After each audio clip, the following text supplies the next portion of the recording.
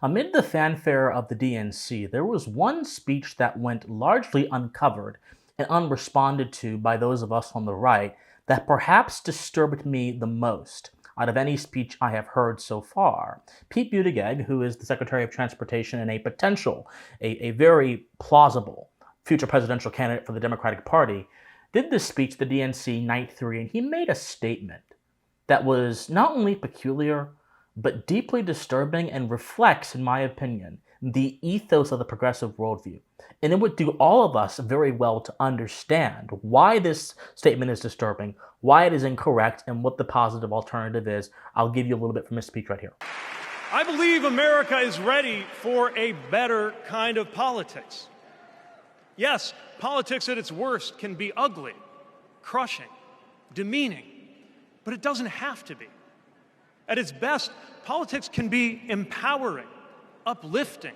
It can even be a kind of soulcraft. Politics being a kind of soulcraft. That sent chills through my spine, but we need not simply be disturbed by it. We have to think through this idea and what its political implications are so that we might know why it is incorrect and what the alternative might be. And that's what we're going to do today in this video. But before we get into that, my friends, hope all of you are doing well. I am Christian Watson. Thank you so much for being here. If you enjoy political and social commentary with a philosophical bent, then I must implore you, please like, share, comment, subscribe. You can donate if you want to as well, but that's not expected. Thank you guys so much for being here. Now on to the video. So, politics is a kind of soulcraft. Now, not many people have picked up on this, but I picked up on it. Because as I've studied philosophy, and I end every single video by saying, study history, study philosophy, remain morally convicted, and please stay pensive.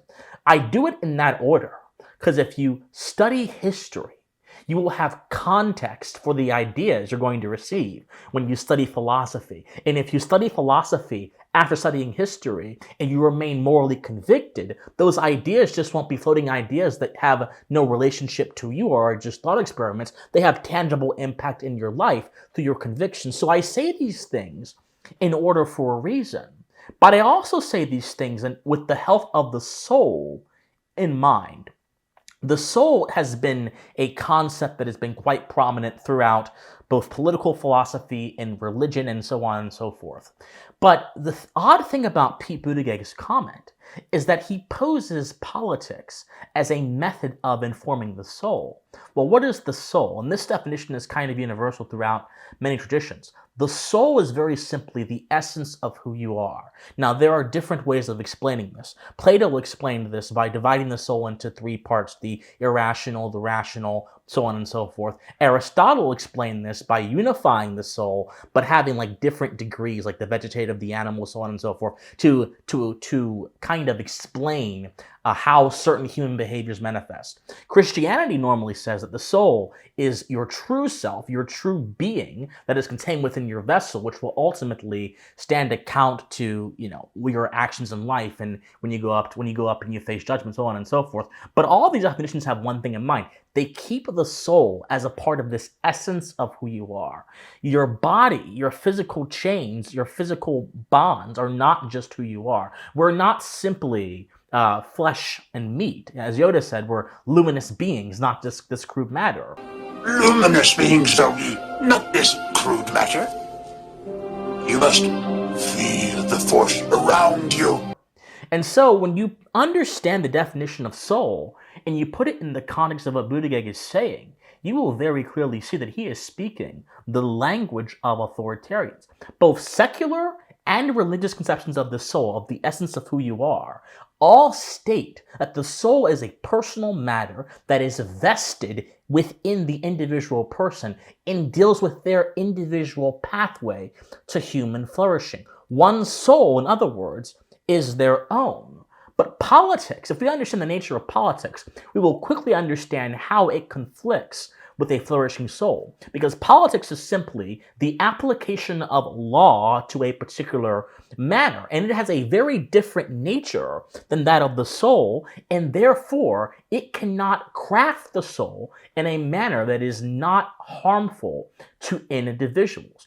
Politics is simply the application of force to a particular subject area, and oftentimes we can see that if you apply force to human beings, you are doing so for a reason, either to correct a certain kind of behavior or to compel them to do something. In both cases, you stop the individual from being able to do something on their own accord, and you now control them and you direct their course in life.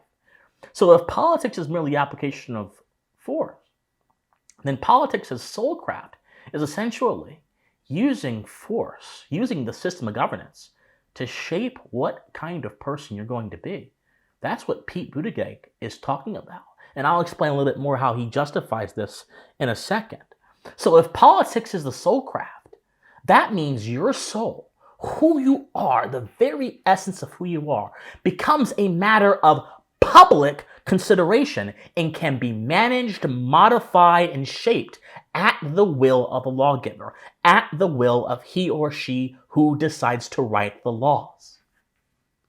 That means essentially you don't not just own yourself, you don't own the essence of yourself.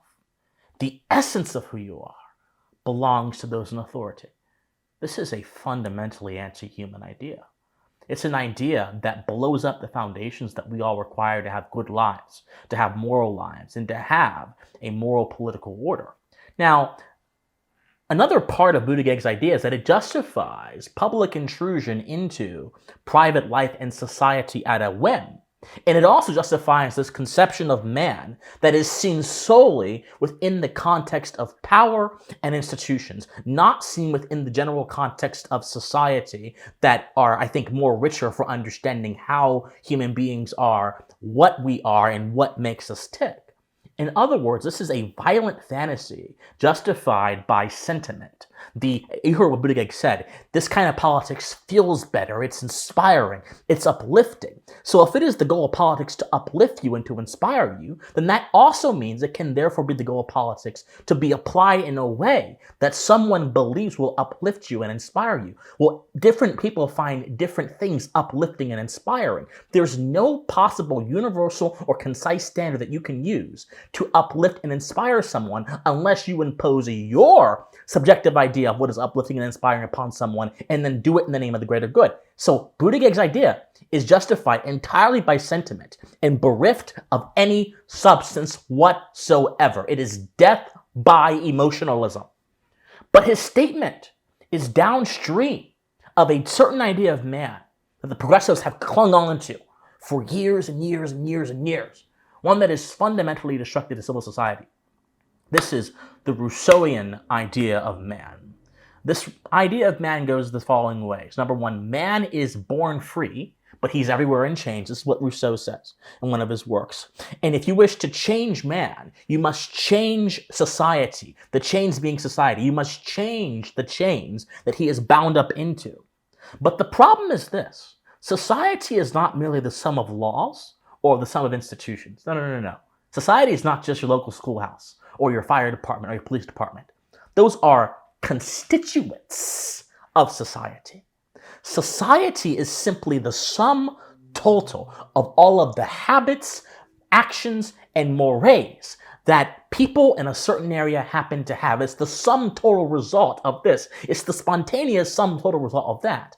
And therefore, society is merely an extension of man's habits, which are determined by the essence of who he is, by his character. In other words, they are determined by his immortal soul. If you want to conquer society, just hijack the soul. Hijack someone's attention. Direct them towards mediocre reality TV. Direct them towards, certain addictions like alcoholism and gambling. Direct them towards mediocre thinking and political topics like this one that make them replace substance with sentiment. If you want to change society, forget controlling the mind. The mind is just one part of the body. No, if you want to control society, hijack man's soul by feeding him certain habits.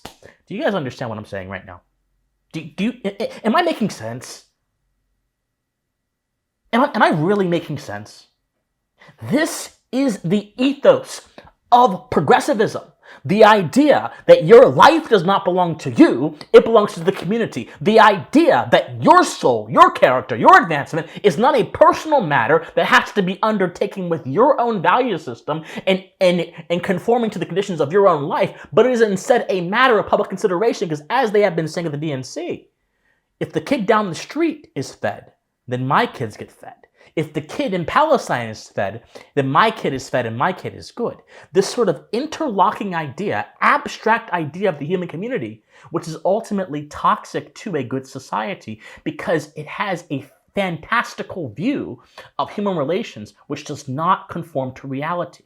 It is impossible for any one human being to have an obligation to every human being. Obligations are concrete, or they must be concrete, or they mean nothing. And yet, this idea of politics as soulcraft feeds into this more abstract idea of human relationships. So this brings us back to square one. Man's soul can only truly be subject to his own personal refinement and no external influence. You can't force someone to give up an addiction. You can't force someone to be virtuous by the barrel of a gun via law. You can't force someone to be a good person. These are things that are informed by good values, that are informed by reference points, that are informed by certain understandings which then translate into action. They are not informed by law. Any other view of the progression of man embraces a fantasy about human nature, which plainly denies reality and substitutes it for a version of heaven upon earth, which is actually much more hellish than it seems. Politics is not soulcraft. The community does not own your soul. The government cannot make you a good person. The government cannot craft your soul. Your soul belongs to you. Whether you're a religious or you're an atheist, you still have a soul. Your soul belongs to you. But if Buttigieg's idea is taken seriously, then this legitimizes so many different things that are ultimately toxic to civil society. And it also legitimizes a conceptual confusion that man is simply an extension of the good graces of those in power, as opposed to the legitimizer of those in power and the boss of those in power, the latter sentiment, which is endemic in the United States Constitution and endemic in the philosophy of the American Revolution. Samuel Adams said that domestic foes are the foes that are going to be the biggest threat to the survival of our republic, not foreign ones. And as you see here, we have a lot of domestic foes. And those foes aren't always humans. Sometimes they are concepts that are embodied by humans. And those are the concepts we have to watch out for and correct peacefully with reason when they arrive. Politics is not meant for your soul. Politics is the application of violence towards a particular thing. It is a messy process. It is a guttural process. It is not meant to uplift you. Find upliftment in something more meaningful. Find upliftment in the beauty of the world. Find upliftment in your family and your friends. Do not find it in politics, because you will find the exact opposite in there. My friends, like, share, comment, subscribe, do whatever you can to get this message out there. My friends, study history, study philosophy. Remember, we're convicted, and please stay pensive. Bye, guys.